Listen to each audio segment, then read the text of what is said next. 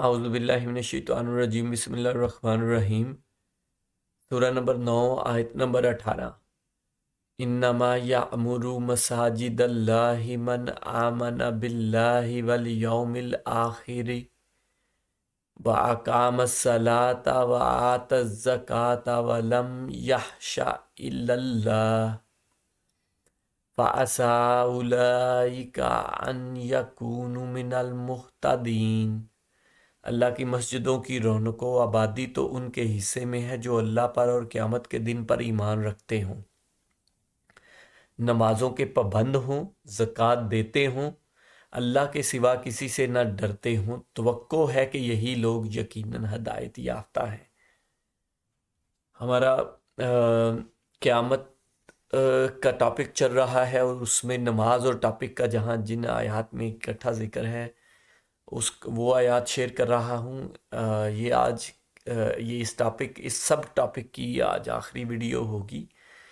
اسی کی ڈیٹیل میں ایک اور آیت ہے جس میں ڈیٹیل سے اسی کے بارے میں، دونوں نماز اور قیامت کے بارے میں ہے، وہ میں اسی ویڈیو کی ڈسکرپشن میں دے دوں گا، اس پہ علیحدہ ویڈیو نہیں بناؤں گا۔ اور مقصد یہ ہے کہ یہ جو میں تھوڑی بہت یہ آیات جو شیئر کرتا ہوں اسپیسیفک ٹاپک پہ اور ایک ترتیب کے ساتھ، تاکہ آپ بھی قرآن پاک کو اپنی زبان میں سمجھیں اور اس کی اگلی پچھلی آیات کو سمجھیں اور یہ سمجھیں کہ اللہ پاک کے کیا حکم ہے۔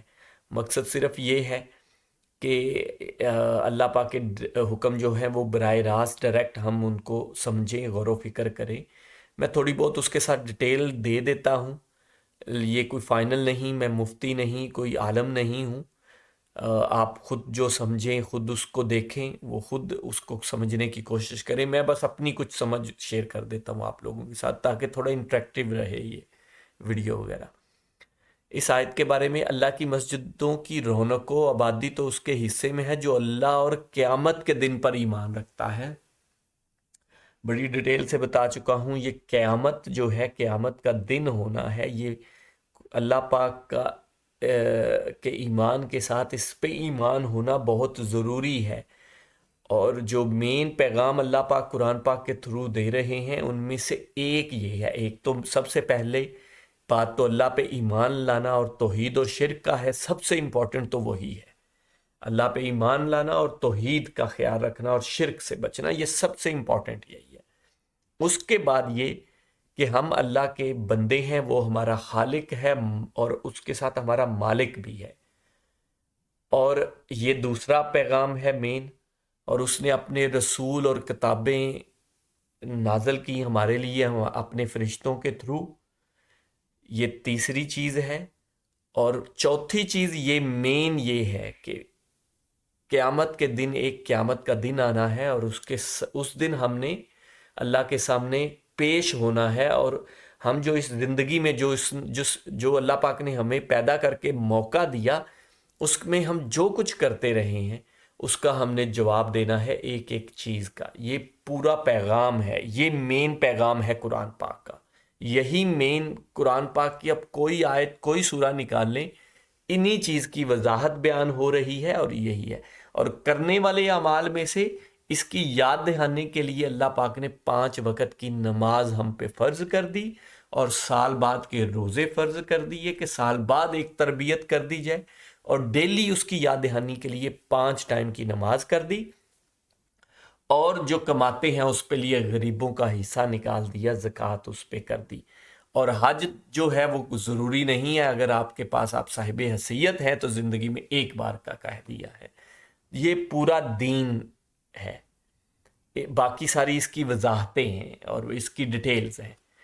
تو مین پیغام جو اللہ پاک کا وہ ہے کہ جو مسجدوں کی رونق مینز نماز، مسجدوں کی رونق تو وہ بنتے ہیں نماز کے بعد دوسروں کا حال وغیرہ پوچھنا، ان سے باتیں کرنا اپنے دین کے بارے میں، اپنے اللہ کے بارے میں اور ان کے معاملات کے بارے میں۔ یہ رونق، مسجدوں کی رونق و آبادی تو وہ کرتے ہیں یا ان کے حصے میں ہے جو اللہ پر اور قیامت کے دن پر، کہ اللہ پہ ایمان تو ہے لیکن ایک قیامت کا دن ہے جس پہ ہم نے اللہ کے سامنے پیش ہونا ہے، ایمان رکھتے ہیں۔ مین تو ٹاپک یہ ہے۔ دوسری کیا ہے کہ نمازوں کے پابند ہوں، یہ مسجدوں کی رونق یہ نہیں کہ وہاں بس گئے اور گپ شپ کی، شغل میلہ کیا، لیکن نمازوں کے پابند نہیں. کبھی پڑھ لی ٹھیک ہے، پڑھ لی نہیں پڑھی یہ وہ، لیکن نمازوں کے پابند ہونا، وہ ہوں، قائم کریں، وہ پابند ہوں، اور زکوٰۃ دیتے ہوں. یہ سارا میں نے پہلے بیان کر دیا ہے. اللہ کے سوا کسی سے نہ ڈرتے ہو، یہ بڑی امپورٹنٹ، میرے خیال سے اس آیت کی اگین سب سے بڑی امپورٹنٹ آیت یہ بات یہی ہے جو پچھلی آیت میں بھی میں نے پچھلی ویڈیو میں بھی کی تھی، کہ اللہ کے سوا. اس کا مطلب سمجھیں کہ ہماری سوسائٹی میں کیا چلتا ہے کہ ہم نے دیگیں دینی ہیں، ہم نے وہ فلانے پیر صاحب کو وہ یہ نذرانہ نہ دیا، کسی کے بیعت نہ کی، کسی کے مرید نہ بنے، تو ہمارے ساتھ یہ ہوگا، ہمارے ساتھ یہ ہوگا، ہمارے کام ہی ایسے چلیں گے کہ ہم وہاں دیگیں دیں گے اور فلانا. یہ کیا ہے؟ یہ ہم نے اللہ کے سوا کسی اور کے ڈر پال رکھے ہیں.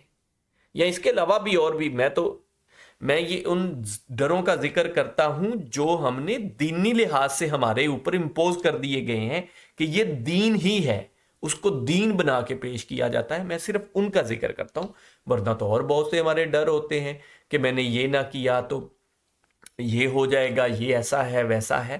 وہ بھی ہم نے بہت سارے پالے ہوتے ہیں، ان پہ بھی بات کی جا سکتی ہے، لیکن میں صرف دین کے اس کے لحاظ سے کرتا ہوں. تو یہ ڈر نکال کے اللہ سے، جو اللہ کے سوا کسی سے نہ ڈرے کہ میں یہ نذرانے دوں گا تو میرا کچھ کل کو میری سفارش ہوگی، مجھے یہ ہوگا وہ ہوگا. نہیں، اللہ ہے، اللہ سے ہی ڈرنا ہے. توقع ہے کہ یہی لوگ یقیناً ہدایت یافتہ ہیں. ہدایت یافتہ کون ہے؟ وہ یہ جو اوپر بیان کر دیے ہیں. جزاک اللہ خیر.